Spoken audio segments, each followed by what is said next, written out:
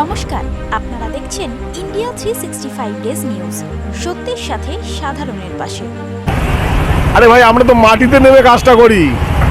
আমরা একদম 365x24 আমরা মানুষের সঙ্গে থাকি, মানুষের পালস বুঝি। কি শুভেচ্ছা বার্তা থেকে জয় মামাটি মানুষের জয়।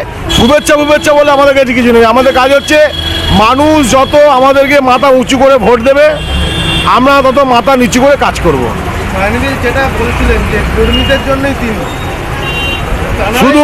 শুধু সায়নী ঘোষ নয়, আমরা যারা মমতা ব্যানার্জির দল করি, আমাদের কাছে হচ্ছে একদিকে যেমন আমাদের পার্টির ওয়ার্কার, আরেকদিকে হচ্ছে by the people, for the people, of the people.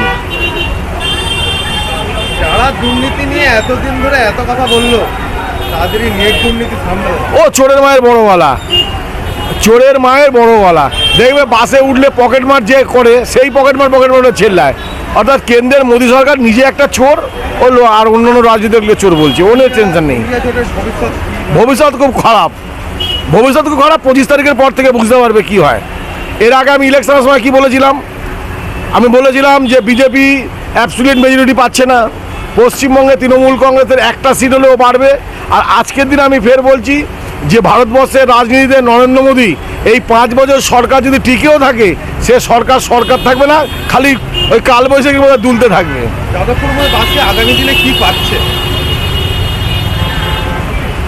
আমাদের শুধু খালি কি পাওয়াটা না, আমার কাছে উন্নয়ন।